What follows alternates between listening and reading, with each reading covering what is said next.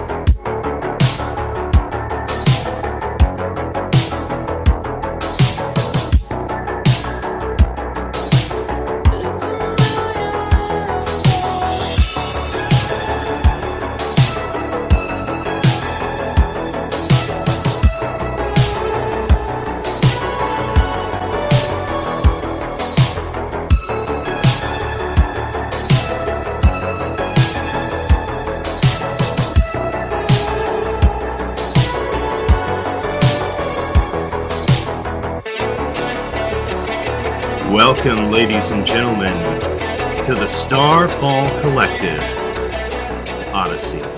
I, once again, am your Dungeon Master, Josh, and I am joined by my... On this adventure, when I indicate you, please introduce yourself and tell us the character that you're playing.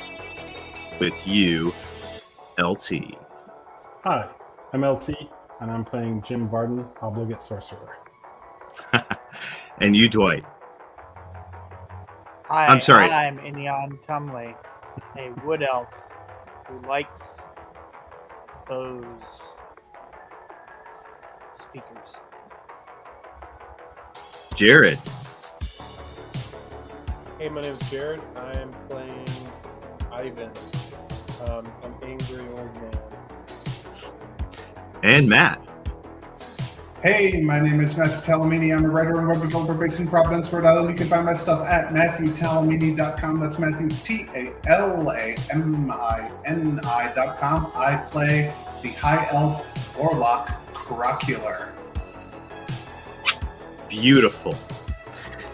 When last we played, our characters had been issued a charge to take up the cause of being the secret backdoor sneak counterattack, side attack, auxiliary attack, call it what you will, but Dom's Gambit. Dom Della Brambu Brighton Bubble Fusen Vanille Schnapp der Schnellingmeissen, the head of Mordenkainen, a very powerful mage, has agreed with the designs and intentions of Karen herself to conscript you for, and possibly others. You're not sure what's up with Pone or Veda, but you know that significant magic has been used on you recently. You've been the subject of illusion spells. You've been the subject of public feints and deceit. You have been called into the office of a wizard and have been shown things presumed to be true. You have heard a story, and many charges have been laid at your feet. Many stories have been laid at your feet. You must all have questions. And Dom stands before you.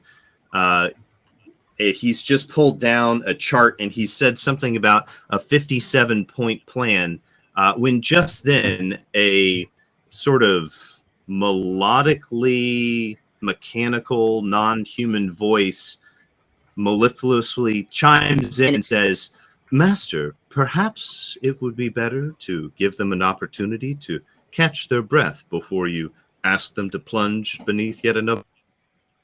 And Dom kind of turns and looks, and presumably all of you do as well. Entering the room is a gorgeous, gilded crystal and metal construct, some anthropomorphic-looking construct.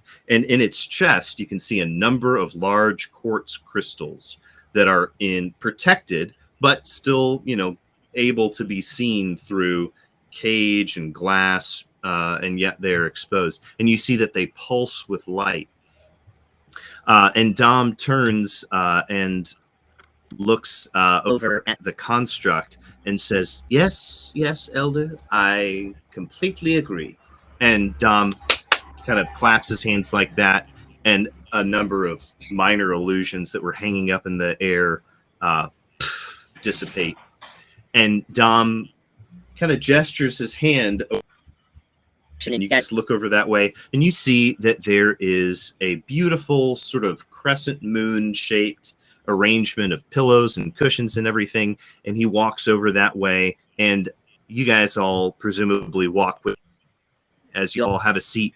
He kind of bows to you a little bit and says, apologies, apologies, I have a tendency to get a bit carried away when guests come into my chambers. Whirlwind, I'm sure, for you and for me, but I owe you some questions, I believe. I've thrown quite a lot at you. Please, speak your mind, ask anything you wish, and I will, to my best power, divulge.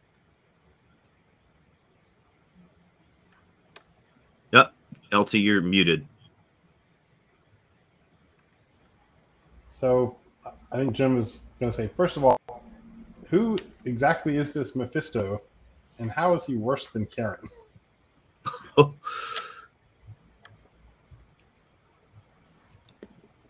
Mephisto is an ancient and powerful evil. One who, if he wished, could come as a god, but instead he chose a path of sort of false reincarnation, or perhaps a fallen reincarnation. There is a habit to the heavens, a pattern to the way that souls ascend, merge with the constellations, and are rewoven into the story of reality. Mephisto represents an ancient and forbidden evil. He was a mage who aspired to weave himself in and out of the constellations as he chose, and he managed to work a bit of success. But now, when he comes, he brings his own story. He dissolves and eats away at and destroys the threads of others. Even the gods fear him. Currently at a bit of a stasis from everything that we can gather from here. It's pure conjecture, a guess. But as the head of the Council of Mordenkainen, I can tell you, our studied the movements and the wars of the gods over the land for many millennia, and I can tell you for certain they are scared. That is the only reason Gambit has been accepted. It is the reason why it is so dangerous for you to speak her name, especially just out building. Her curse is particularly extra strong here, sort of pooled up against all the walls. I would imagine that that's why your ears sprang forth. A semblance of wild magic. There was so much residual power accessible to the hex that it was able to spontaneously sprout something, I must point out, a bit advantageous. Do you see my point? Karen is not always the worst ally to have.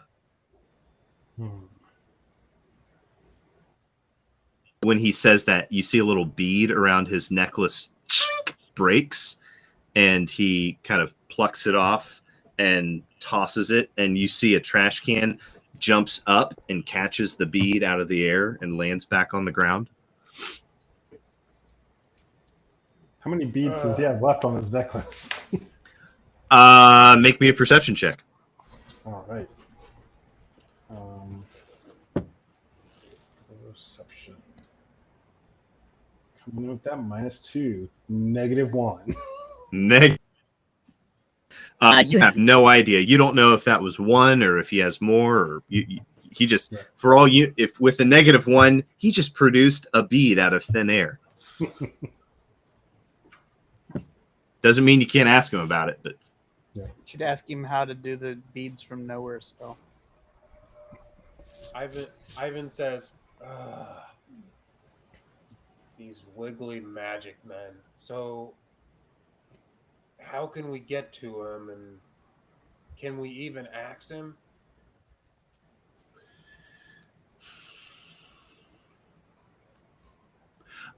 I suppose you could, but I don't honestly think that's how you're going to beat him.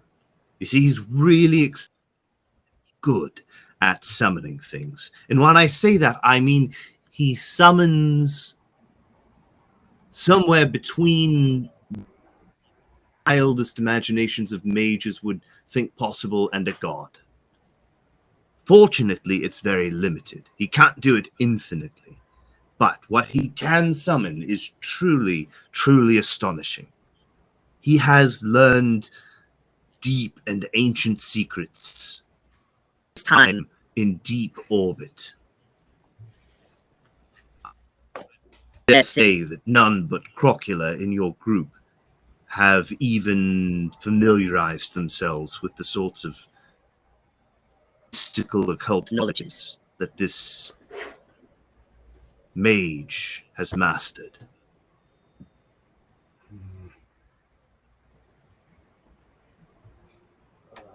He purports to be the final word on beauty, that it mars.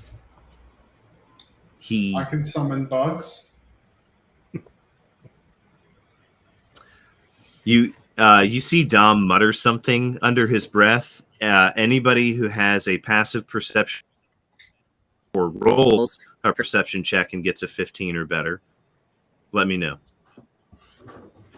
Nope. My roll was exactly my passive. Okay. Jim? 9. Okay, nobody. Yeah, you guys all see No. him mutter something. What? Yeah, you all see him mutter Enion says, something. What? I was saying, Karen is powerful. No, you can say her name. Sometimes, yes. Now, here, we can. Sorry, the other one was a bit sensitive. It's a prototype of a spell I've got.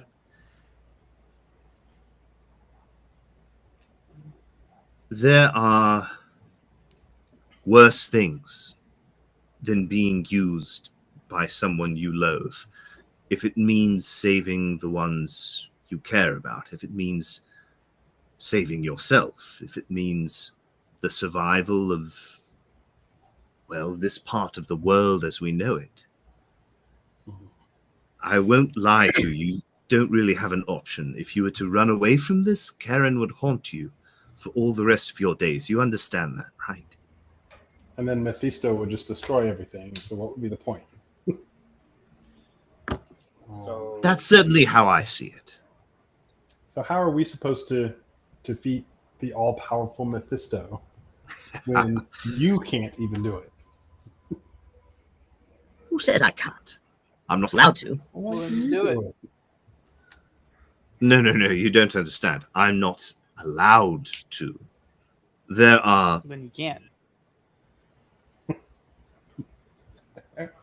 You see, everybody, Enion, make a wisdom saving throw. 12. 12. Yeah.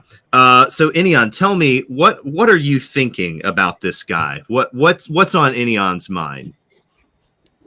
He just likes shooting jabs at things. I'm sure he's all, powerful or whatever, but, he talks a big game. Okay, so you find yourself saying out loud, yeah, you seem all powerful. You talk a big game. And he kind of raises his eyebrows at you and kind of gives you a, kind of a face. Mr. Enion. I have a question. Who is it? Dom holds up a finger to you. Enion, tell me, what do you remember?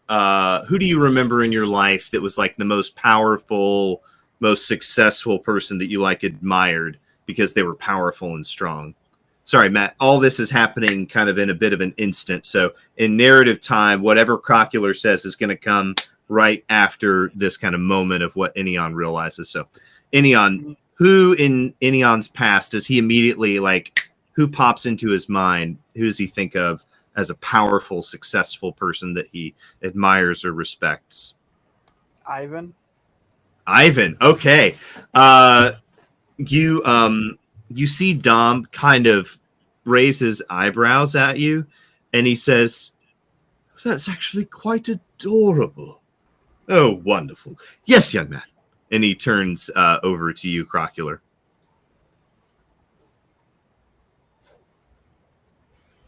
I have a question. Shoot. Who is it who's powerful enough to disallow Not you you, Enion. from fighting Mephisto? Ah, you want to peek behind the curtain, see the rules that the big boys are playing by, huh? I'm just thinking, if you could beat Mephisto and they can beat you, why not you and them team up against Mephisto? There's a very, very complicated set of rules that I don't get to make up, that I myself play by. Rules that define who gets killed when and where immediately for even saying the name of someone, right? So when I tell you that I can't do a thing because my hands are tied, and you say, "Oh, but Mr. Man, what if you just played a silly little game with the levers?" Trust me, my hands would be snatched from my wrists the moment I even thought about playing a game with this precarious set of rules that I find myself wielding. I have a sort of proverbial tiger by the tail you can appreciate. But surely, sir, rules are enforced by some power? They are in of the gods at large, by the nature of the deepest magic which defines the very boundaries of reality of our fragment of this demi-planar cosmos. Oh, he's talking about Chab. I have a question. What do you know about Chab? He says to Enion. Isn't he the guy you were talking about? The demi-cosmotic Undertaker? I don't know what you said. You believe that Chab is the cosmic demi-undertaker. My goodness, no, this is incredible. Elder, all right. Take this, all right? I want a bar to get an urban scene, and I want... And he kind of describes some stuff with Chab as some sort of cosmic undertaker. I don't know. No, sir, seriously, if these rules are so powerful that they would destroy you, and you're powerful enough to destroy this this Mephisto, is he not governed by these rules as well? Now, I didn't say I could do it. I simply declined to say that I couldn't do it, right? That's a very different thing. Now, if you're going to ask me to create some sort of imaginary scenario where I go toe-to-toe with him, I'll tell you what I tell my therapist. That's none of your business, all right? I've got a plan, and it's going to work. I promise you. But it's not going to happen if I have to spend all trying to explain things with crayons and Play-Doh to the likes of you. Now, if you've got a real, the mission or something real. Yes, a very important question. I'm going to hate it, aren't I? Mephisto, I'm going to hate his question, aren't I? Go ahead. can I see this Mephisto's portfolio? Has he had any exhibitions anywhere? Glad you asked. We're actually going to take a bit of a field trip. Got a few things to do before that, though. But I want you to put a pin in that. Here. And he pulls out this beautiful gold pin with a giant peacock plume on it, and he hands it to you. And the moment you take it from him, you see some little infernal script like rushes up the gold part of the pin, and it flashes with light. You speak or read infernal?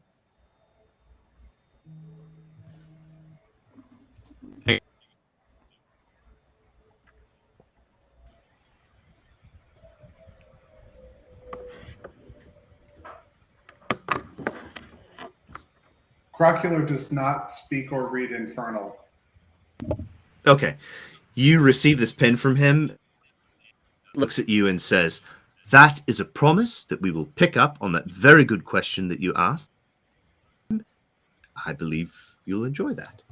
And you start like writing with it on any surface, and it's just flowing with ink, and it's just absolutely beautiful. It's kind of an illusion ink. If you kind of concentrate on it as you draw with it, you can kind of make it kind of whatever you can imagine. And as you imagine it, it just leaves that behind in a trail. So a terrible gift for Crocular. This is interesting.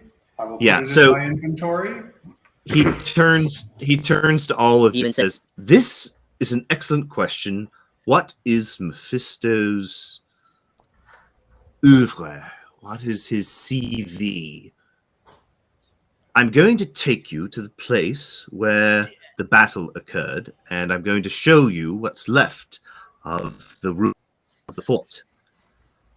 And I want you to appreciate of what you behold when we see it. Now, that's going to take a little bit of doing, because we're going to have to leave here, and I've got a whole bunch of wards set up for, because there's about 1 billion things happening and about 1,000 very powerful people who love nothing more than to scry into here and so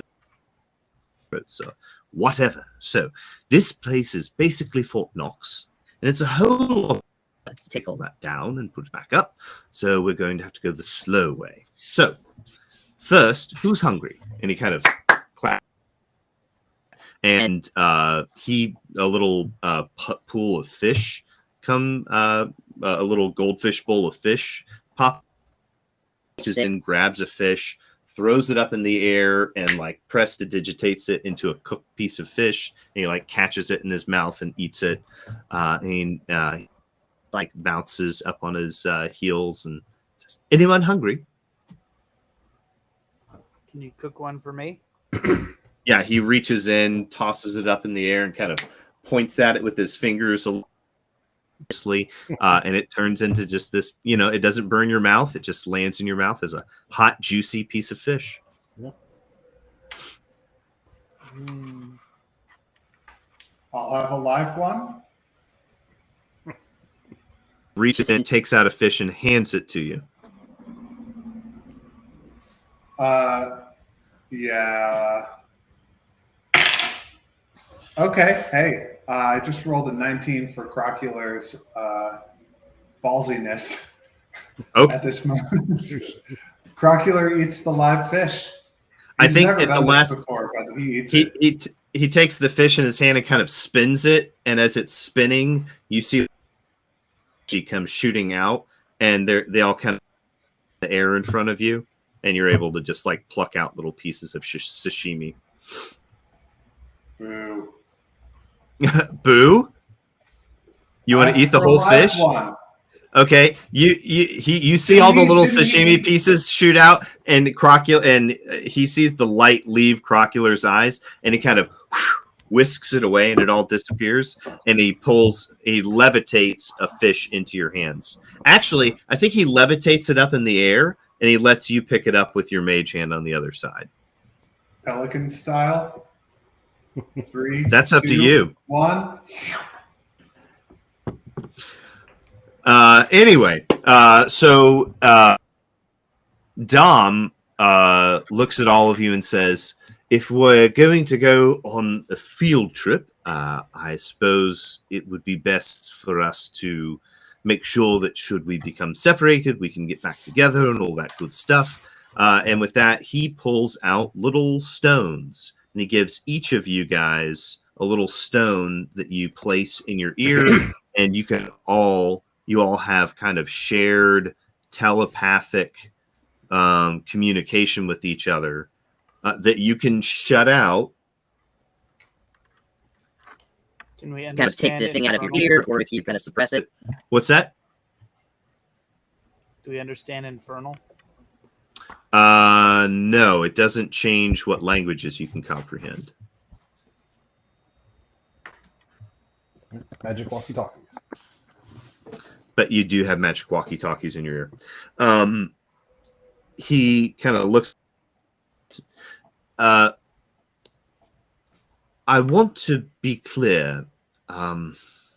This road might be a bit strange and a bit perilous, but I promise you I'm going to do my best to survive and succeed. Both of those things. I know that this can be a cruel world, and I want you to know. Bendable to me. Everybody make me an insight check. I don't believe it no matter what I roll. 17. But I did roll a 5. 18. 9. 9. Jim and Crocular, you guys both catch that he put a lot of emphasis on the word I, meaning there's somebody else who does find you expendable.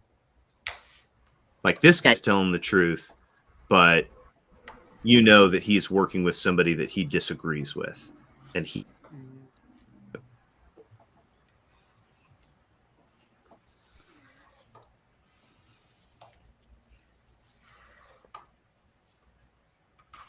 So, he looks at all of you and looks you head to toe and says, I see you've got some beautiful trinkets. I suppose you'll all be needing some health potions, or perhaps Elder could accompany us. Elder has a great deal of healing magic. And you see Elder... Could use some healing. Elder immediately walks over to you and kind of places a hand, like his hand and his forearm behind your neck and back, and places a hand on your chest and kind of leans you back a little bit, and you feel your whole body just flooded with soft, healing, radiant energy from your cold. And any wounds that you have, you sit there for like a minute and you just kind of slowly heal up in what, it's basically the spell equivalent of like a healing zone where you gain 1d6 per round. So I stay there for 31 minutes. As soon as you feel that kind of healing magic wash over you, but then you see Elder kind of turns his head and kind of scans your body, and you can see an actual kind of radiant field of energy coming out of his eyes, and it kind of sweeps through your body, and you see he kind of leans his head back, and you hear a holy incantation. It's very brief, and it's in Gnomish, and surge of light, and you're fully healed. And he kind of stands you up and puts you on your feet. I guess not 31 minutes, 31 6-second intervals was all Yep. I needed. Oh, okay. I thought you meant that you were like on death's doorstep. Do you have like 90 hit points? No. Yeah, if you were busted up, he heals you.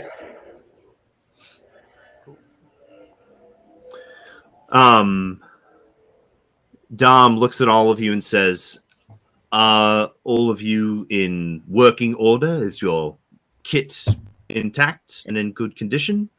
Does anyone need armor or anything? I could use some spell slots. Slots, my boy. And he kind of puts his arm around you and walks you over to a closet and flings it open, and your jaw just about falls off your face. You're looking at like a dozen staffs and rods and scepters and things like that. This is his kind of personal closet of staffs. So if you look on the dndbeyond.com, you and I are going to have to probably I'm going to have of stuff. Then again, tell you what, let me do this. I'm going to make pulls out Crocular pulls out a golf bag. Yeah. And just not really. Right. Yeah. So let's talk about that on the break, and we'll come up with what it is, what kind of staff it is. But you guys looking over his shoulder for a ring of firebolt. A ring of firebolt. I think. Let's see here. Dom. He's gonna have. Hang on, I'm trying to think of something.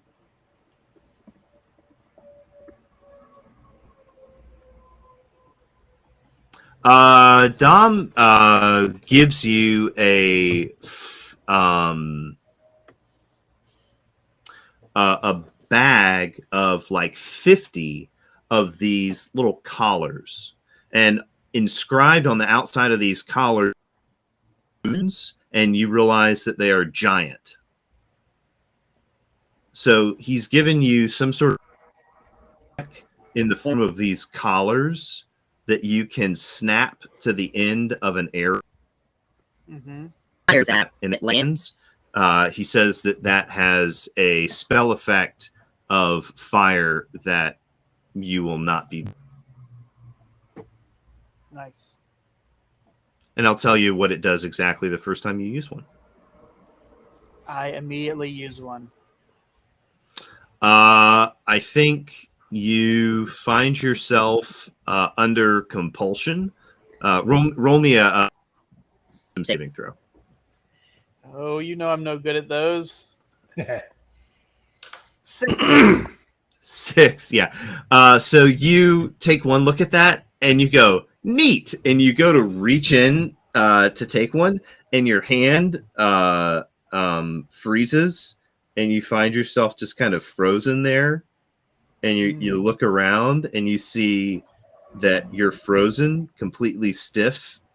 And Dom walks over to you and says, if you're going to be absolutely suicidal at every turn, I think I'm going to have to eventually learn to not give you things that go boom. Elder, mind temporarily squiring for this young man? And you're still frozen, and Elder comes over and begins taking the quiver off of you and taking the bow. And you see the Elder keeps like little mechanical apertures and hands and clasps just kind of pop out of Elder's body, and he thing to his body wherever he sticks it. And eventually Dom lets you go, Enion, and you're there in your clothes, and Elder has all of your weapons, and Dom kind of hands you this orb that is glowing with plasma. Yeah, hold this for me, please. Make me another wisdom saving throw.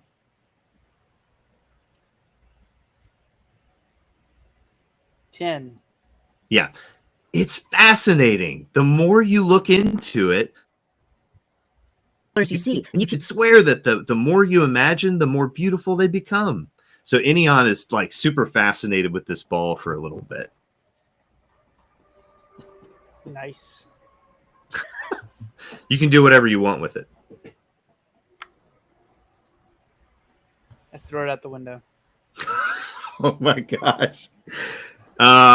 You throw it, and Dom, see him kind of like fling out a hand, and he uses telekinesis to grab the orb out of the air, and it's just about to hit this huge, delicate glass stemware kind of experiment or magical alchemy thing that's going on, and you see him just oh, that's been brewing for 243 years. I'm beginning to realize that this might not be the best place to host you. And he kind of claps his hands, and a giant magic carpet comes out of this freaking ceiling and just comes and right there in front of everybody. And he's like, Mr. so Dom? melodramatic, Darius. All right. Sorry. Yes, Crocula. Are you aware that our last place of residence was an insane asylum? And that it Yes, takes but a Rick spoke gigantic so- guy named Rock to contain us? Oh, yeah, rock. I'm not wearing a white lab coat. All right. I purport to understand the mysteries of the heavens, of the Ethereum, of spells and arcane magics, but I do not purport to understand that man's brain. And he points at any. Sir, you have got what you ordered. Here we are. Listen, I'm not trying to return you. I'm just asking for. All right, fine.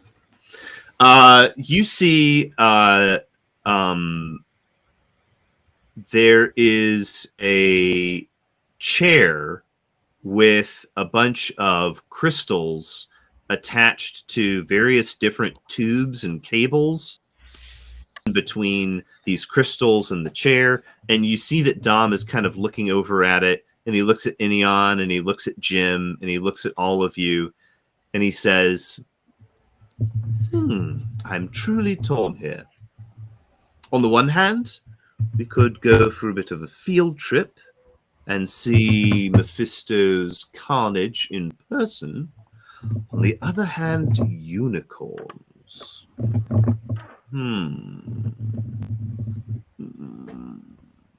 I like unicorns. No. You've been a very bad boy, and I can't reward you. I'm sorry. I just can't. I can't do it. All right, let's go. Everybody, on to Darius. Darius, thank you. Yes, you're the most wonderfully melodramatic carpet I've ever seen. And the kind of the end of the tassel of the carpet kind of folds up, and it kind of does a little salute thing. It whips its tassel like a salute. And you guys get on this giant, absolutely gorgeous cobalt blue, cerulean blue, seafoam green. They're like emerald green and emerald ruby red, sapphire red flecks of color, and almost like gem-like what's the word I'm looking for? Scintillation in the fibers of the carpet. It's obviously just this glowingly magical thing. It's just really beautiful. Dom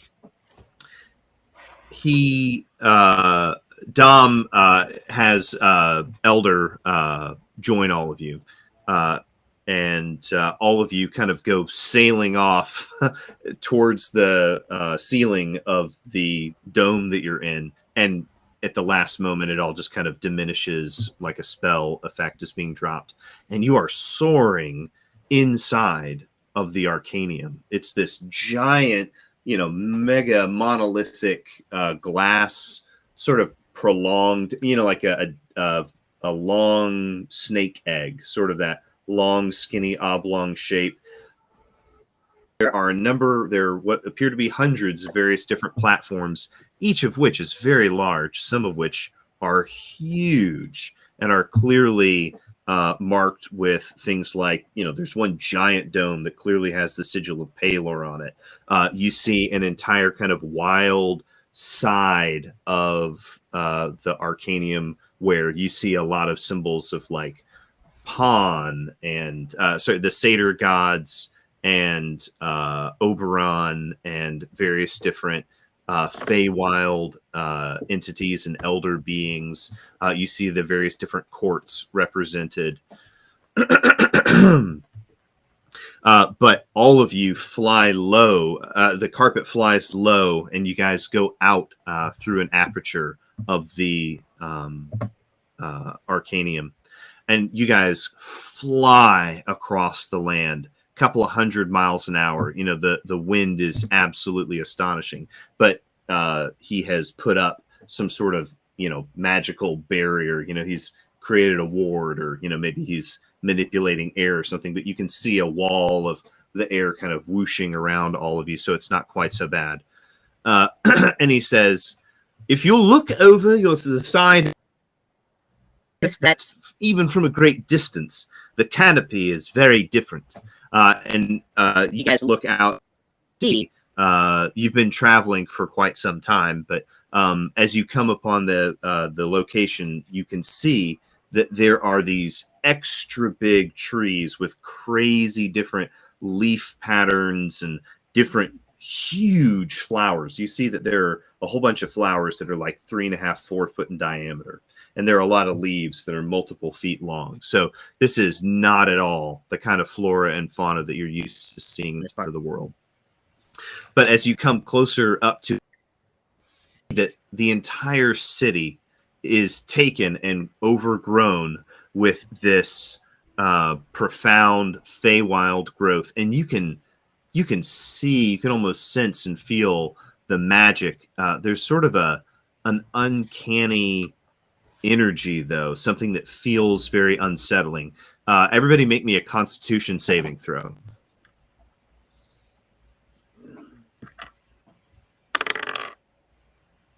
13. 8. 16. 8. Okay. You guys sound like a grinding. It's this horrible kind of, imagine that as the plates of the earth ground against each other, grinding like a giant gong. I mean, it's just a terrible thrumming, booming, vibrato kind of sound. And it really, like, half of you kind of grab your heads and cry out in agony because it's rattling your insides in a way that you can't stand. And Elder immediately places hands on you, and you kind of feel the healing magic working on you even before the sound is dissipated. Excuse me. And Dom says, the quakes are absolutely heinous, and the wardens who choose to patrol this area are true heroes for enduring that. They have to work in shifts and rotate, but the Warden Corps has, the Ranger Corps has chosen to take up the duty of warding this place for the last several centuries.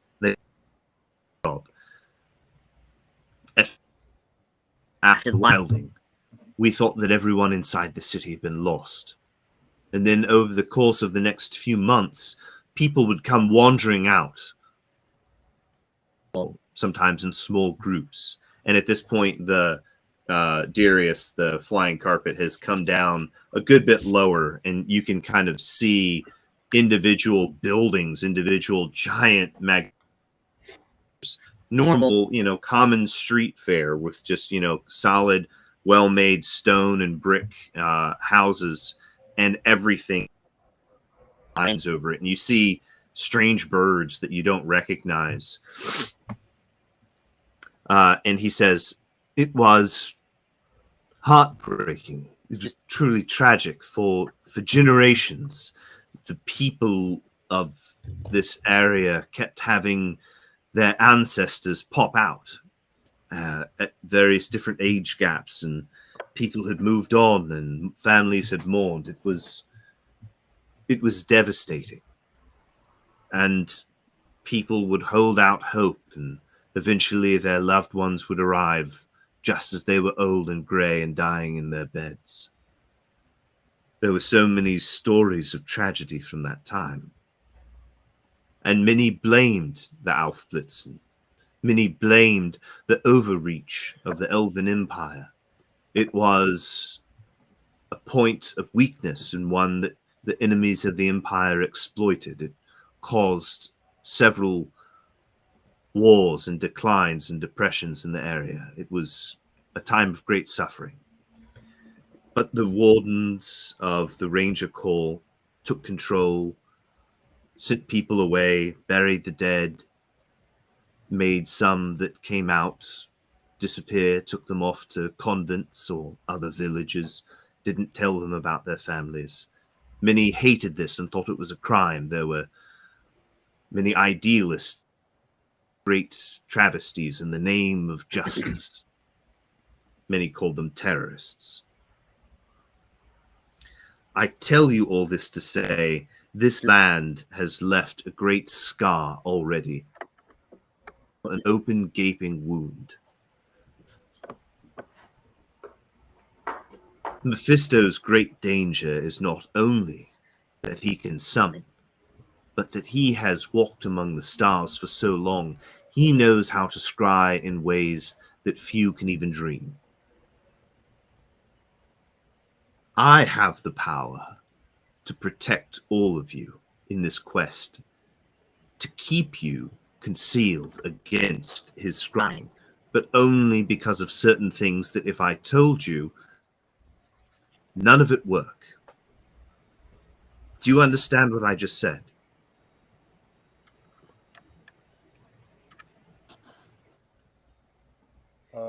I hope that this is and get him. Say that again. We're gonna sneak it. We're gonna sneak in and get him. Indeed, you will come at him from his blind side, which is to say his arrogance. He will see you coming, make no mistake. There is no way to hide you. But when he sees you, his eyes will glance right over you. You will be the insignificance. You will be the chaos, the noise, the faces in a crowd that he is not able to perceive or track or trace. He will be ambushed by you by his very arrogance. This I am sure of. You see, this... Great, good. We can do that. He points down at the tear, at the rift, and he says, we are going to heal this. But first, it's going to require a bit of preemptive surgery to reset the wound. I need you for the first part. There are so many battles to come, and all of them depend upon you. I need to know that you are with me, that you will and can do this, that you believe in one another, and that you will keep him, and he points at Enion, all of this goes sideways. Inion's kind of yawning. Well, sideways is kind of how we got here, so I think that's probably why he's with us. You see, Sounds like a you see sideways Dom. mission. You see Dom give Jim. Dom gives you a approving, like, excellent. I like the way you're thinking. I like this. What, Crocular? This sounds like a sideways mission. Fortunately, we're dealing with some allies in the form of the elders of the Feygates. How much of the presentation through the eyes of my servant were you able to make sense of? So you've got no idea, right? He looks at all of you and he goes, this like lost look on his face, like there's a bunch of guys. Champions. They're gonna fight Mephisto. The champions That's the will idea. approach head on, and we That's- will sneak in from the side. exactly. That is the... make no mistake, Felix and his companions will give Mephisto a thorough thorough challenging. Think of that. Felix is commanding an entire brigade of the Holy Legion. Diamondback is bringing a throng of Naga shamans. Slurp commands a war party of war chiefs of the orcs. Bone drinkers, they call them. Terrifying. And Helion is the single contribution that the Council of Mordenkainen has made to the defense of man since... Well, all right. I suppose that Mordenkainen's golem was probably a bit more impressive than Helion. But Helion can, given enough time, I would say, possibly summon a star. So my money's on my lad. I'm a bit partial. I'm a bit like his father. So, every crow thinks hers is the blackest and all that. Please forgive the secrets of a father. So yes, they will give a great challenge to Mephisto. They will be able to absorb a certain brunt of his armies. But given enough time, if he is clever and has any luck at all, he will be able to fall back, go to ground, and summon more. And try as we might, we cannot match the sheer reservoir of summoning that he is capable of. Crocula, perhaps I chided you a bit too much when you asked me about if I'm so powerful, is there someone more powerful than me? Can't that more powerful person go just kill him, sort of thing? Think of everything that happens in the world as a bit like...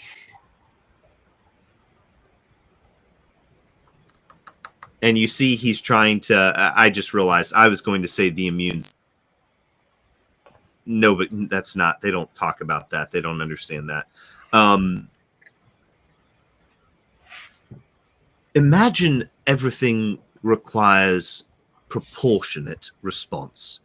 Say that you're playing with your brother and you slap him, right? And your mother's rule is that your brother may slap you precisely as hard as you slapped. Imagine, what about the difference between? What if he slapped you a bit too hard? What if he didn't slap you quite enough? Would there be rules for how you get to store that and bring it up later? Perhaps save a small flick of the apply to him 5 minutes hence. This is very much how all aggression works. Every move that a god makes, every well that a wizard draws from, creates an imbalance, creates a necessity for complement. It begs a comeback. Do you understand what I mean? Yes. Balance is an important principle of aesthetics. It is an important principle of aesthetics, I believe, because it reflects true language of linguistics.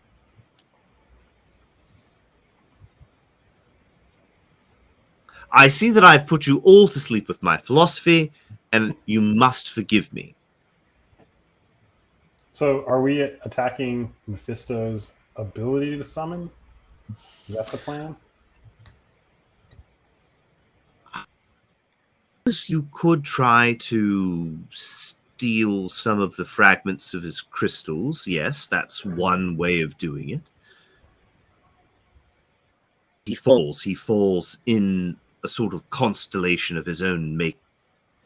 So, at first, he spent several hundred years drawing those crystals to himself, making sure that he had regathered all of his power.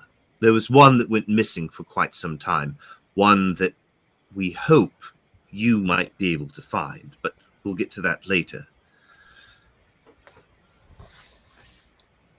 Yes, he has rebuilt his base. He has retreated to the Valley of the Singing Clouds, and you must face him there eventually. But I suppose it would be wise to see if maybe you could do a bit of a break-in and smash and grab surreptitiously. It is one of the 57 possible plans that we could select.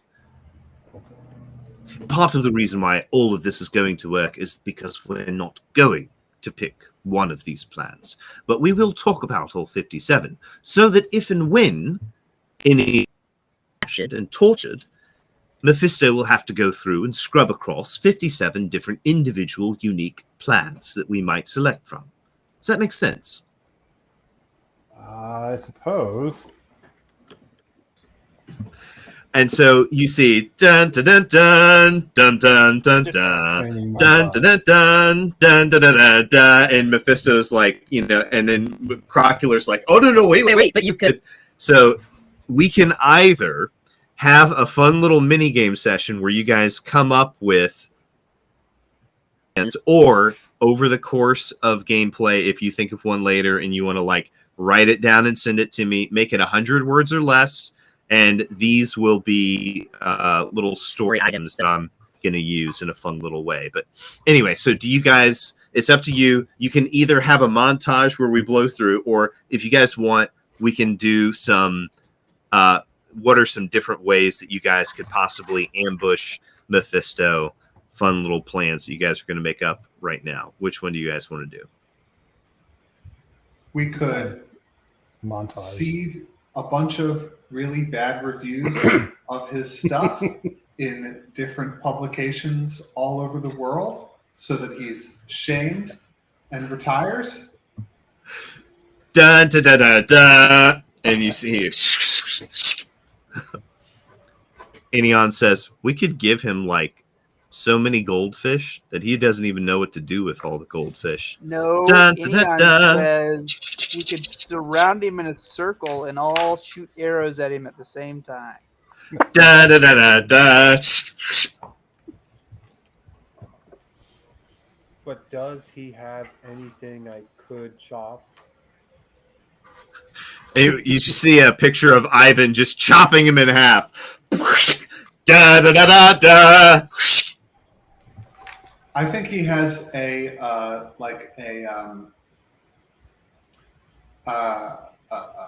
magical MacGuffin that he's poured a large majority of his like power into, and then he's left it undefended in some cave somewhere. Dun, dun, dun, dun, dun, dun, dun, dun, dun, dun, dun. Jim?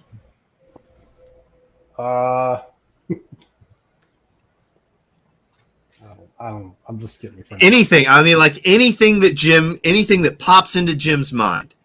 Anything at all. It can be absurd. It can be silly, simple. Jim is not a tactical mastermind, so it's probably something a little silly. Can't we just get his mom to tell him the Dun, dun, dun, dun, dun, dun, dun, dun. Ooh, I got one. You see Mephisto's mom like grabbing him by the ear, dragging him away. I got one. We pay all the ships to sail all the way opposite the side of the world that Mephisto's on, and then it'll overbalance him and it'll fall off.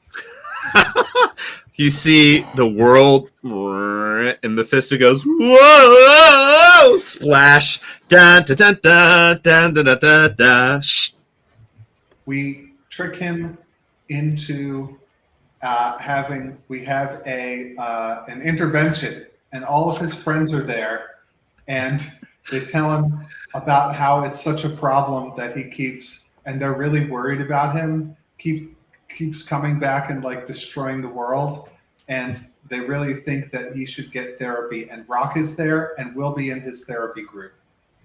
Excellent. You see him in a therapy group with all of you. Dun, dun, dun, dun, dun, dun. Shh. Ooh, I got one. We just sing Mephisto and Karen sitting in a tree. Kissing. First You comes s- love, then comes marriage, then comes Mephisto pushing a baby carriage. You see Mephisto, who is the skinned, black, shiny, horned tiefling, kissing this woman with kind of flaming red hair and pale white skin. And she reaches in and she kisses him. And then suddenly you see that her start like running around all over her body, and her ears start running around, and her nose leaves her face, and her hands kind of pop off and are crawling around on him and stuff. And you see her head start spinning around, and it bounces on the ground and bounces away. Da-na-na-na-na. I actually think that's a really good plan, like manipulating the dark goddess of mutation into tempting him into an unholy alliance, which sucks him into some nether dimension. Karen would go for that. Da-da-da-da-da. You see that got its own little thing of like Mephisto being tempted by some deal, and then you see the camera zooms out and you see behind the pillar kind of going to the but I'll never tell, and you can see the curator and Karen on either of his shoulders kind of rubbing their hands like this. Jared, were you about to do one? Remember that goat priest that I wrestled to the ground? Azazel. Could I... Azrael. Sorry, Azrael. You want to... Okay, so is Ivan thinking about like summoning him or like contacting him and like sicking Azrael on Mephisto, or trying to like ally with him, or... No, just get Mephisto in like a wrestling hold. Oh, do the same thing to him that you did. Yeah. We just see Ivan like throw down his axe and be like, forget all this. And he just walks over to Mephisto and just grabs him and puts him in a headlock. You see him just cinching down on Mephisto's head, and he grabs him by the horn and around with the other. And you see Mephisto like trying to get out of it, and Ivan is just dropping his weight and squeezing him and throttling him. Da-da-da-da-da. I bet Captain Graham's eagle wife would help make that happen. Dun dun dun dun dun dun dun. And you see Mata Skookum come diving down, and you see Mephisto like ah, da, da! And Mata Skookum comes diving down. You see her claws grab at him, and out of nowhere Ivan grabs onto him, and so he's being clawed at by an eagle and like body punched by Ivan. Dun dun dun dun dun dun. We keep turning on his stove, so he has to go back home. Every time he's about to make any decision, you see him just kind of like grabbing his head. Leave the stove Did I on? leave it over? Ah! And he goes running back into the house. Da da da da da.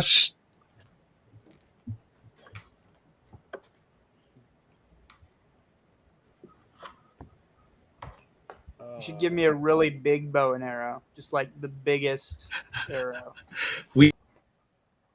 Sitting in a cockpit of something that basically looks like the command center of like one of the big Jaeger mechs, and you see Enion is like swinging his hands over, and you see that he is in control of a moon from space that is pointing a giant like Death Star cannon-sized arrow at the Earth, and you see him click his thumb down, and this arrow, and you see the Earth annihilates and blows up, like the land detonates into 1,000 shards. Da na na na na. This is Crocular's real suggestion. This is after Crocular brainstorms for a long time. All of my suggestions have been real. This is what he comes up with. You know the Monty Python sketch with the joke that's so funny you die? or No. Infinite Jest by David Foster Wallace, where there's a No. VHS tape that's so entertaining that Nobody has anybody heard who of any watches of these it. things, Crocular. Jim is just like, Crocular's talking, and Jim's just going, no, no, no. Deep in aesthetic space, in the far corners of the twisted reaches of Art Galaxy, hidden in the nether plane of evil aesthetics, there is an utterance so beautiful and terrible that it occupies entirely and permanently the mind of anyone contemplating it and never releases them. And Crocular suggests that we seek the aid of the curator, his own deity, who is capable of forging, who's the only one capable of forging that far into aesthetic space and bringing back the work, the great work, which is powerful enough to defeat even one as strong as Mephisto. You see all that like in the kind of illusion cloud that Dom's magic item generates up into the air. As you're describing this, you see like a hooded monastic figure holding a book, and like he's holding a hand over his eyes like this and holding a hand over it, and you see that there's an eye that's grown out of his hand, and he's reading it with his hand with his eyes covered. And Dom kind of looks at you with a bit of a, whoa, I like where this guy's head is going. He's like, that's got legs. Dun, dun, dun, dun, dun. So it's like the opposite of the game. Yeah. Interesting.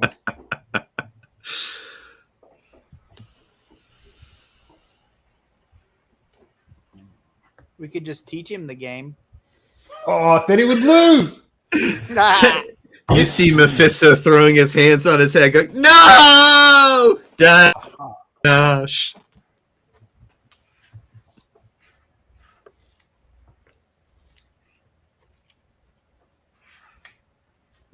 I'm out. All right, last chance. What's that? I said I'm out Okay. of ideas. You guys go on like this. He drags more out of you guys. Like, what if we asked a really big rock to fall on him? And you see a rock fall on Mephisto, and he's like, no, come on, guys. Really, seriously, dig deep. And, you start quoting the script of children's stories, and, you start recounting random stories that, people who stopped you to shake you down for change told, anything that pops into your head. And you guys make up 59 different crazy ways of taking out Mephisto. And that's probably a good place where we're going to hit pause. All of you at one point, somebody's like, why are we doing this again? It's like, to confuse him later, right? He's going to look through all of these plans, and he's going to go, I have nothing to worry about. These are a bunch of insane nincompoops. Now, I actually think one or two of these have got real legs, but he's going to have to wade through a lot of garbage if he wants to try to read our minds, right? I'm not sure we came up with any garbage. Right? No, you know what? Enion, I've actually already asked giants with a very, very large clouds to start building you a gigantic bow and arrow right now. They're working on it already. Thanks. And he kind of looks at all the rest of you and is like, I'm not doing that. But he doesn't mind any on his back. All right. So pause right there. I will see everybody in 14 minutes. So at 9 p.m. sharp. Sharp-ish, nobody's there's no punishments, right? I mean, it's just, I'm not tracking you. All right, okay. See you guys in 13 minutes. All right. I won't be back. Aw. Okay. See you, bud. Bye-bye. Bye.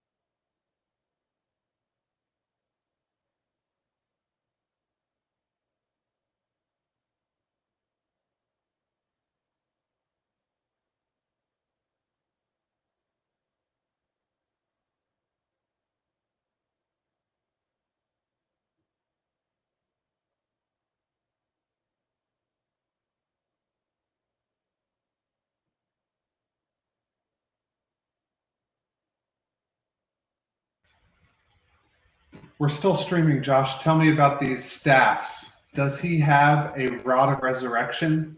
Does he have a rod of absorption? Does he have the staff of the Magi that he'll give me? Staff. Let's see here. It's legendary. Yeah, I was I'm going to asking say, you to give a legendary item to a level 4 character. do you think that would be a thing that he would do? Does he want to win?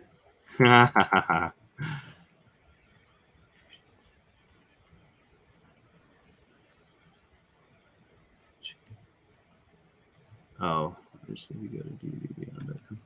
I think the color, these are the ones that are just in his cabinet. He's not keeping a staff of the Magi in that cabinet.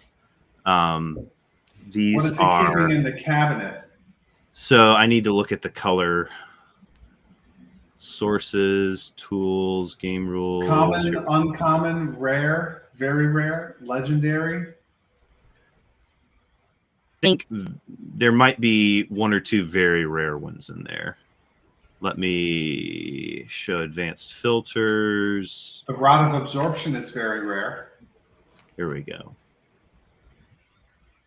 Very rare and rare. The rod of resurrection is very rare. Oh no, the rod of Rods. resurrection is legendary. Never mind. And I can't use it also, so never mind. I don't want the rod of resurrection. That stinks. Yep, so these are rods. Staff. Let's look at staff as well. Rods and staffs. That are very rare. How about like Yes. So let's see here. What about the Eldritch staff? The Eldritch Staff.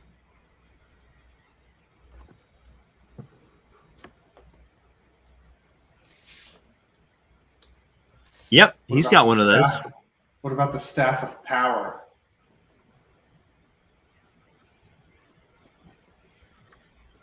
The Staff of Power.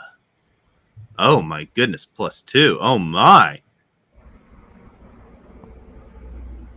Tell you what, roll me a d20 on a through 10. It's the first one that we were looking at, and if it's an 11 through 20, it's a Staff of Power. All right. Eldritch staff, 1 through 10, 11 through 20, staff of power. Indeed. 8. Eldritch staff. Yeah, you are we is everybody back? Are we ready to go? I think we never stopped recording, did we? I don't turn it off because it would cut it into 2 videos. Sure, okay. Welcome back, everybody, to part 2 of the Starfall Collective Jade Odyssey, episode 15.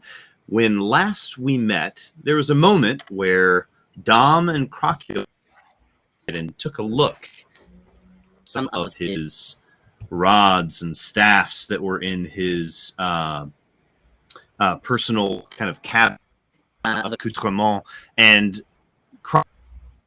his eyes on an eldritch staff, and his eyes grow wide, and Dom smiles and says, I see you're a such things. This staff has 10 charges and regains 1d6 plus 4 expended charges at dawn daily. If you expend the last charge, roll a d20. On a 1, the staff is destroyed in an otherwise harmless burst of eldritch energy. Eldritch attack. When you hit with a melee attacks using the staff, you can expend up to 3 of its charges. For each charge, it takes an extra 1d8 lightning damage and eldritch escape. I'll let you read that on your own time.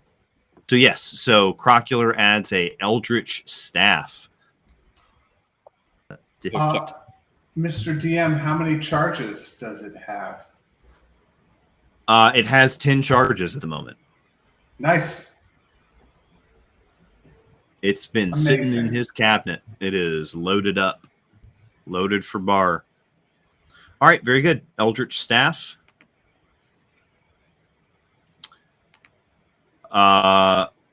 Yeah. So you guys had just gotten done brainstorming 50-something ideas about how to mess this guy's stuff up.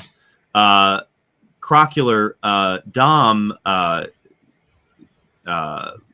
of looks at you. You guys are all sitting together at a table with Dom. You've returned from your little field trip of checking out the Feywilding of Fujidome, and you've returned to the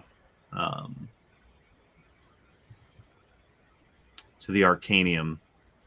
You're sitting around at a table, and Dom looks at you, Crocular, and he says, "So tell me, do you really think you could make a pact with the curator to obtain such a secret?" The question is not whether the curator can find such a thing. The difficulty is in our conveying it to its target without ourselves falling prey to its terrible thrall. You would need a great deal of protection. I could assist with that. He kind of pulls out a leather, seeming like he reaches down inside the folds of his robes, and he just pulls out this leather book, and he lays it down. And he starts kind of flipping over it, and you see that it's an inventory, and it's just magic items, right? And he flips over, and he kind of slides it over, and you guys see little circlet headbands that kind of share. You see that there's a little glowing line. There's two people, one person behind them. You see a little glowing line between them. And he says, I could always try to get my hands on something like this that would allow you to share your sort of mental powers, pool them amongst one another so that you are able to resist more effectively.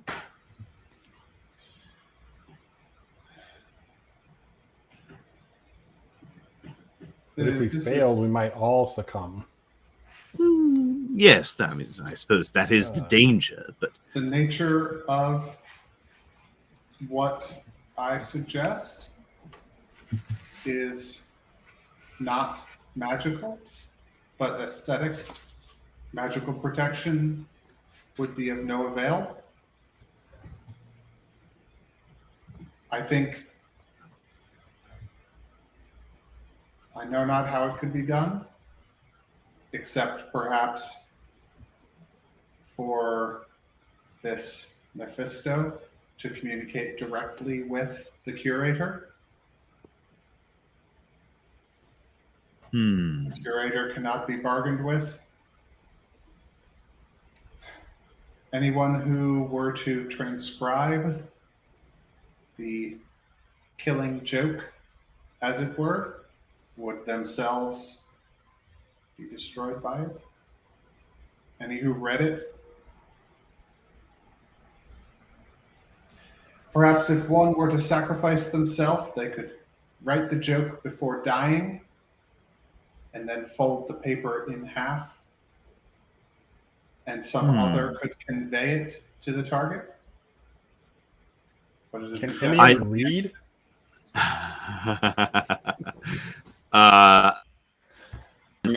The plasma ball, Dom has like re-upped the spell charge on it, and so Enion is just like staring slightly cross-eyed into this plasma ball.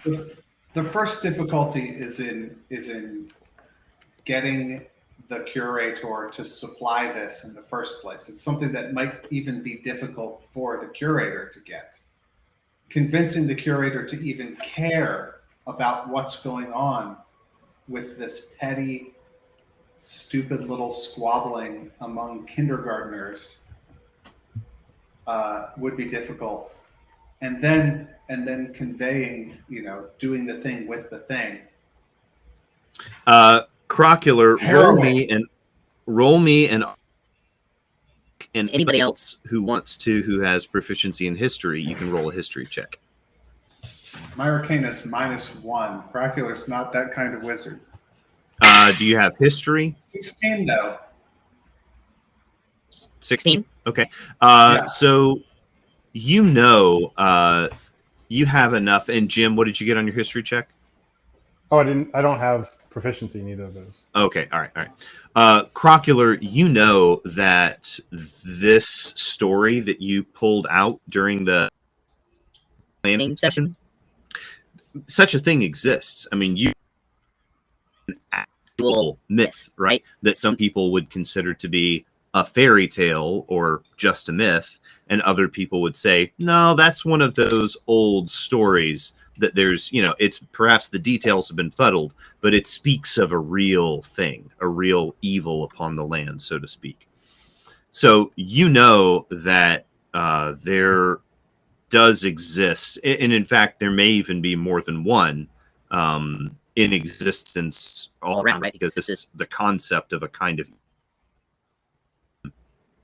that such a thing is findable, right? It's not like the Cloud of Turin or the Shroud of Turin or the Cup. This is the kind of thing that you think you could actually find. I mean, there's a real set of adventuring steps. But sorry, I forgot. With a Arcana 15 plus, that there are ways of conveying these secrets in the form of like a glyph or a book or something like that. There are ways of saying them, but it's very dangerous. It's still like, riding around on a train with a nuclear bomb on it, right? Yes, as long as the train is steady and smooth, you'll be fine. A very dangerous thing to travel with, but it does make it to where to convey the thing. You're just going off of the fact that in even with a 15, that endpoint, there are ways to encapsulate such a thing and carry it and transfer it.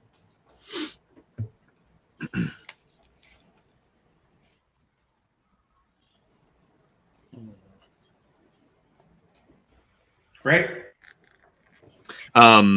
So Dom looks at all of you and says, now, remember before I said something about unicorns? Yeah. What do you remember from the last time that you were in the dreamscape?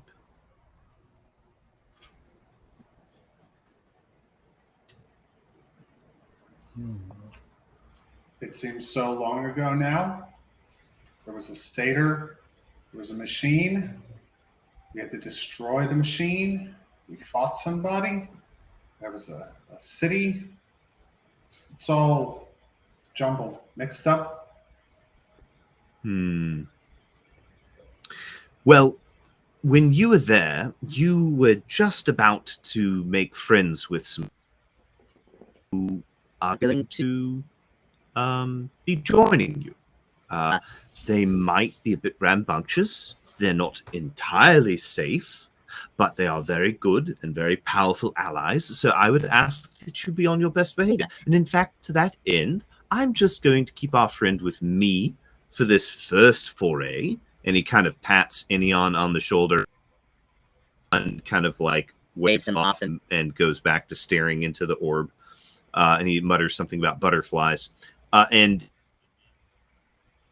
escorts all of you over to a room that's got some curtains around it, and you see that there are soft, comfortable beds for you to lay down on. And you see, Jim, you immediately recognize Dreamscape tech. So visors that will get laid kind of over your foreheads and over your eyes and over your face that are obviously made to be laid against something that somebody's laying down on a bed in this space. So all of you, he invites all of you to come lay down and enter the dreamscape. Ivan Goes down. Crocular. What Jim's doing. Jim's already got the thing over his face, and you see some lights flicker, and you see Jim kind of characteristically, you see a little hand twitch, and he's just gone like a fish dropped in a stream. He's already down water. Crocular, Ivan, do you guys both lay down? Sure thing.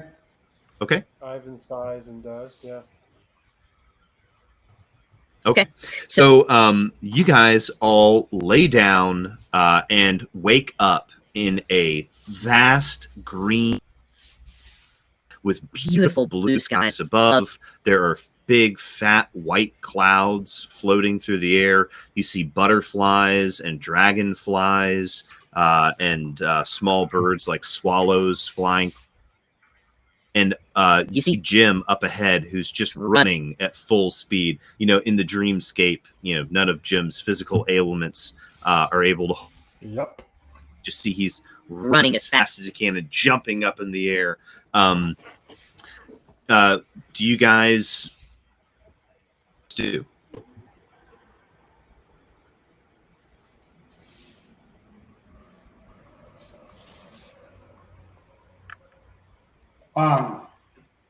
I mean, I look around. You can just say, for, take it in, whatever.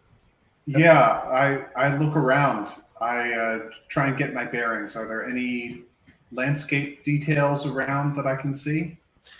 So as your eyes kind of focus on the land, you see at the edge of your kind of peripheral vision, you kind of look over in that direction and you really peer, and you can almost draw the horizon a little bit closer to yourself, and you see the distant outline of trees.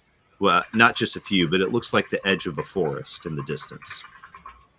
Did Go Dom ahead. tell us any objective while we were here? Mm-mm. He just invited you to come over and lay down. So Here we as are. you guys are all kind of standing around, kind of Crocular is peering off in the distance. Ivan walks to the top of a hill. Ivan, make me a perception check.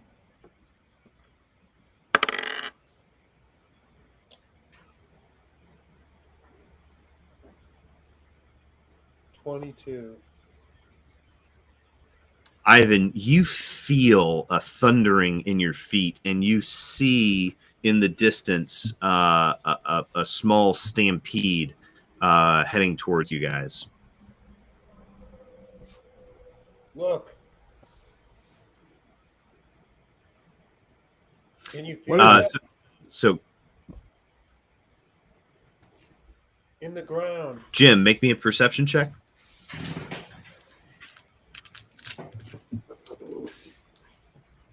Two. Uh, I'm so excited about. I'm totally not tired, and I'm having a good time. So I am not paying attention to thunderings. Jim, you look down and your Ill feet are fortune. actually. Jim, you look down, your feet are actually the ground. You're just kind of standing there, floating slightly above the ground.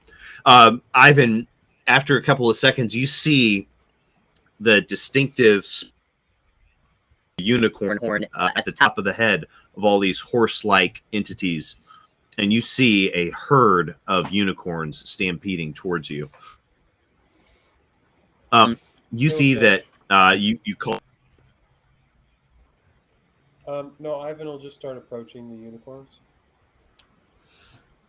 So Ivan goes trotting off in the direction of the open plain towards a herd of unicorns. And you see when they get to within about a kilometer of each other, one of them in particular charging at you at full speed. The rest seem to be running the same speed. This one shoots out ahead of the others.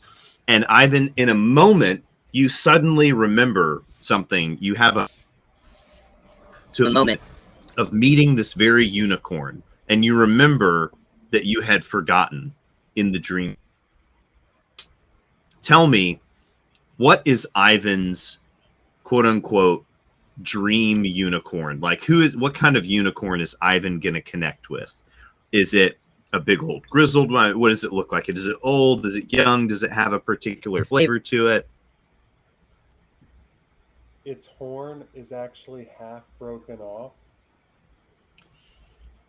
It's really big, and it has a bunch of scars on its sides.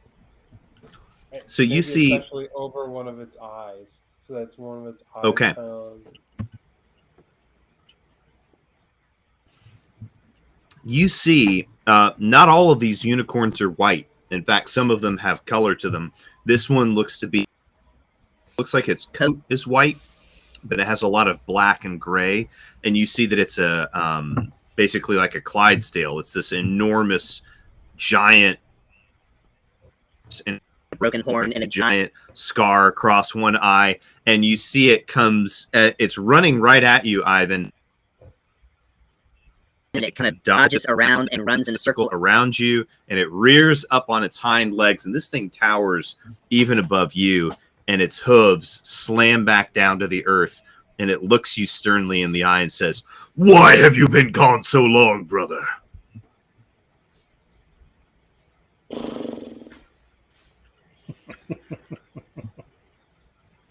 How dare you say that about my mother? She is a beautiful and noble mare.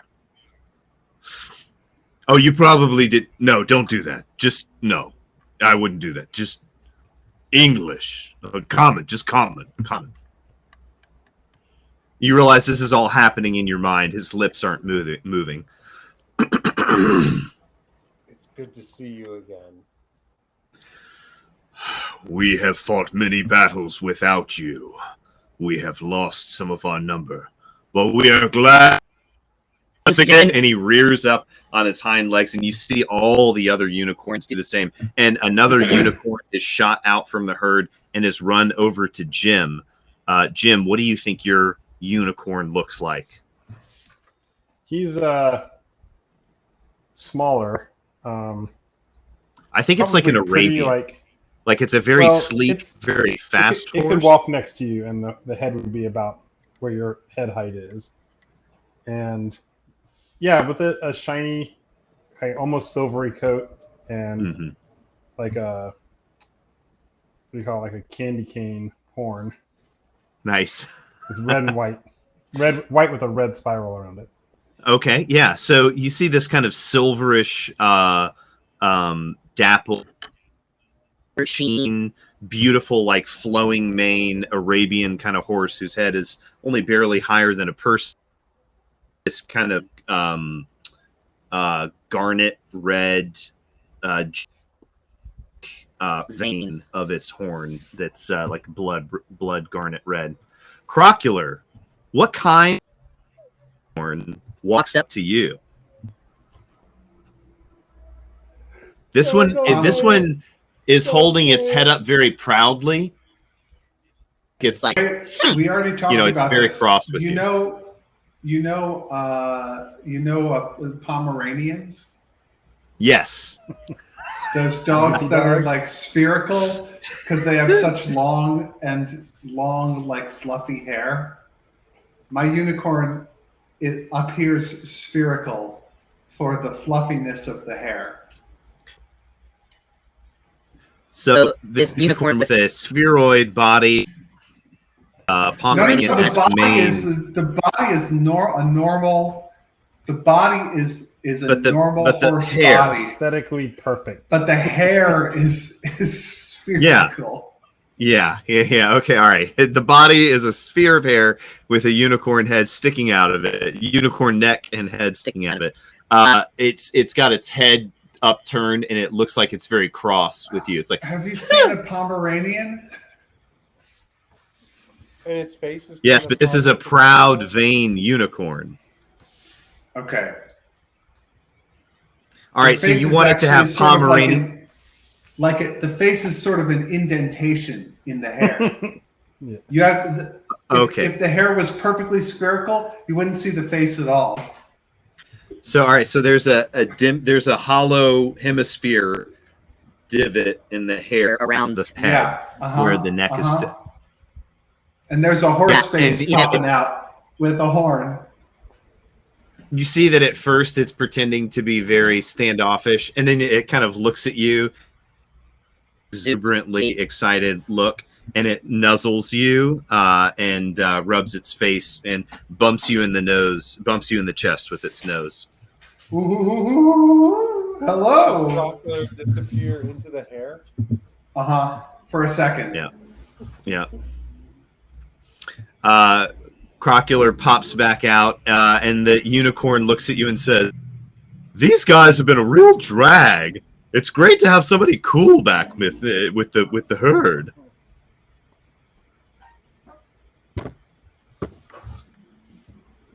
I'm gonna share my screen and you'll see Okay. where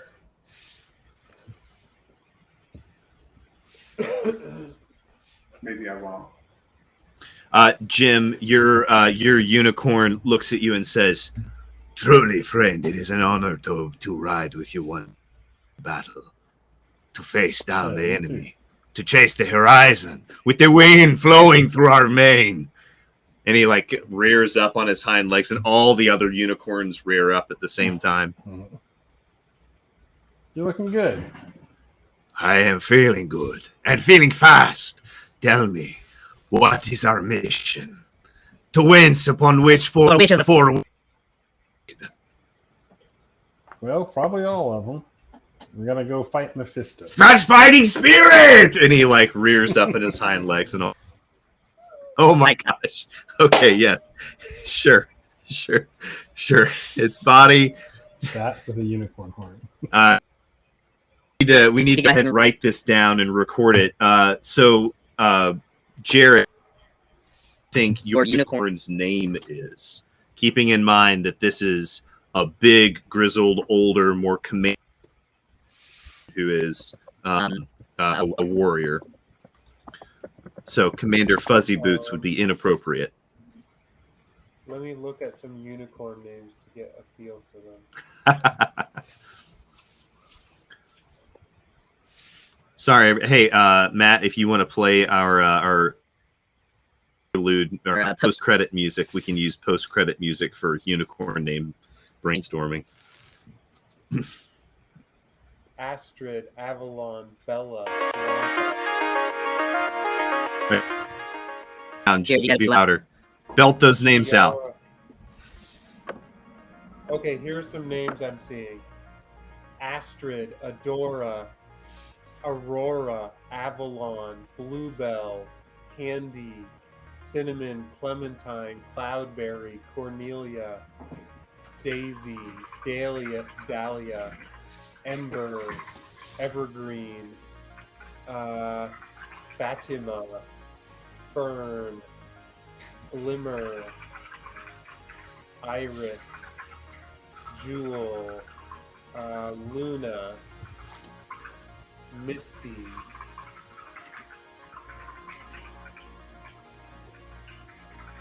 Okay. I think mine would be something like Gouge. Gouge. I love it. All right. So Jared's is Gouge.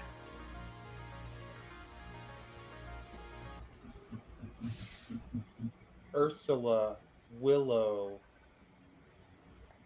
Zephyr, Sparkles,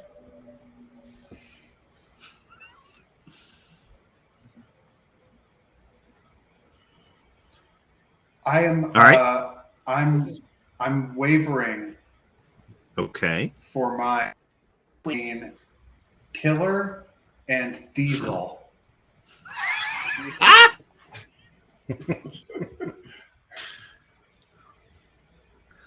Crocker was like, "Hey, what's up, Deez?" Oh boy. Domingo for mine.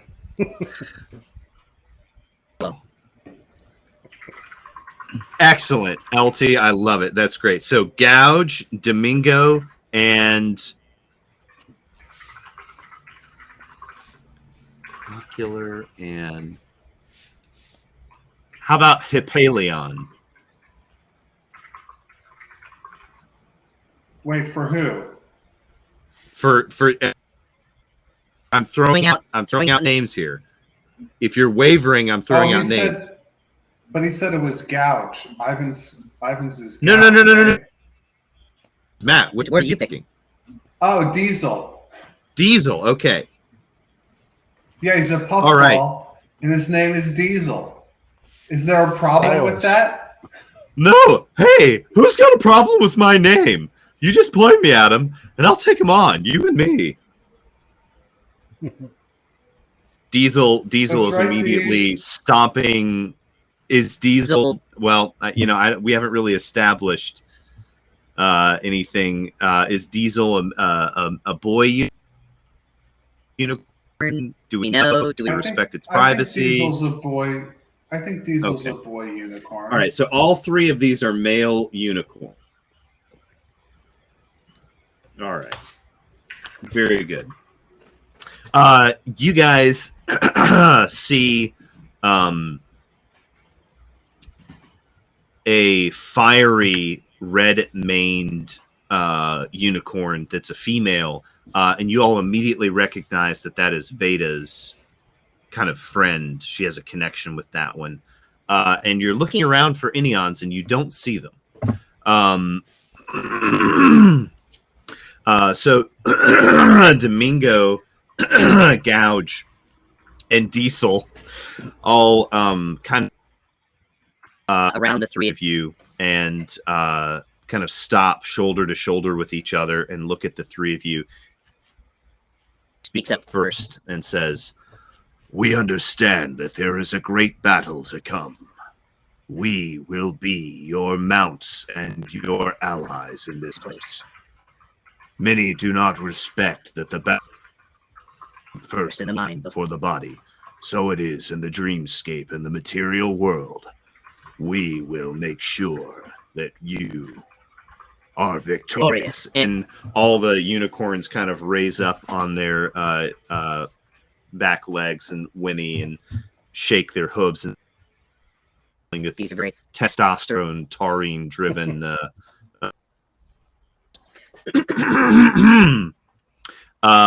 So, yeah, what were you saying? Crocular, you were going to say something? Yes. Testosterone driven and impeccably groomed. Oh yeah, no, I mean don't get twisted. Diesel is the most immaculately groomed being you've ever seen. I mean, like, Diesel can run through a mud puddle and it's like some sort of anti-magnetic field away from him. Diesel's daily hair care routine takes 3 literal hours. But fortunately, it's the dreamscape, so, the time is a little wishy-washy. The elves are able to, do it in a blink of an eye. Yeah, so you guys have the option of having a little mini unicorn dreamscape interlude.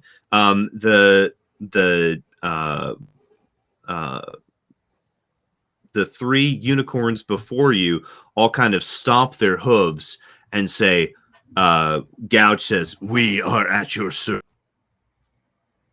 And Gage, sorry, that's what Gouge says. Domingo says to Jim, "Tell us, we are the speediest of the ride you on the four winds to any of your destination. Anywhere your heart desires to see, we will bear you." Diesel says, "Yeah, man, we know how to get in every." He turns us away. So you get the unicorns are basically giving you the option, if there's a dreamscape that you want to go, any reconnaissance to, you've seen enough of the dreamscape to know that if you check out a place in the dreamscape, it'll be weird off. You never know. There could be some magic or some funkiness of the dreamscape that makes it misrepresent. There could be some local weird hex over the area. And so everything's underwater. But, in the real world, it's a desert. Ways that can be off, but for the most part, you can garner information about a place by visiting it in the dreamscape. So Domingo looks at you, Jim, and says, "Surely there is some place, some adventure that you wish to be born." We could go to Get chili dogs? no, what's the? I'm blanking on the name of the Fujidome? name. No, we could visit Mephisto's fortress. See if it has any weaknesses. Would it be dangerous to do so? Wowzer says. Sorry, I keep thinking that you're done with your sentence. Go back and take that one more time without me interrupting you 3 times. Can we do so safely within the dreamscape? Diesel kind of looks at you and goes, "Wowzers, that's pretty gutsy." And he looks over at Gouge, and Gouge kind of shakes his head a little bit and says, "I like your hubris. I like the drive to attack first and go for the blood. But no, it would be a little reckless to show up at Mephisto. He walks the dreamscape too, you know." I, Matthew, do not know enough about the nature and geography of the world to make a decision about this. So I think we should probably put a pin, because I wanted to apply. It's already 9:40 and we've only got 20 minutes left. I wanted to allow opportunity to use some kind of Blades in the Dark-esque rules about what you do with the unicorns in the dreamscape, because you need to have a few kind of adventures under your belt with them. And that's kind of one of the reasons why Dom is dropping you in here. He didn't give you instructions. He just literally dropped you in here with the unicorns so that you guys could go out and, you know, get into trouble, jump over some fences, scrape like a your training, knees. holodeck. Yes, essentially, yes. Okay. Just the world's your oyster. Crocula has been given free reign to zip off somewhere interesting and get into unicorns. Where would Crocula want to go? What would he want to see? If you guys want to make up a place in the world and we want to visit that, we can do some world building. It's up to you. Yeah, what kind of places exist as sites of secondary power for Mephisto? Not his primary power, but some sort of sure. some So place that he maybe draws resources from that's among his less heavily defended. You know, I'm thinking what's an early or a place we could do reconnaissance or Ivan tells Gouge, Crocular's gonna go to the biggest art museum, but could you take me to the deepest woods? Gouge kind of like deeply, and he kind of lowers his one of his shoulders a little bit, and kind of you see that you can kind of jump on if you put your leg, his foreleg, and he kind of helps you push up, and he says, "I could do that. The deep." Crocula, where do you wish to see? And Crocula, you say, "Man, I want to know how to wreck stuff." Diesel says, "Man, you probably want to know how to wreck Mephisto's stuff, huh?" Sure. And Diesel drops down and allows you to jump on. And Domingo looks at you, Jim, and says, "Where do you wish to?" "The speediest of speeds, outracing the wind." Let's go race the wind. Nice. Which one's the fastest? Is it the east or the west? It entirely depends upon what the summertime breeze brings. And Domingo jumps under, like runs underneath pops you up into the air, and you see Domingo just like speed off. Yeehaw! And that's where we're gonna close the scene.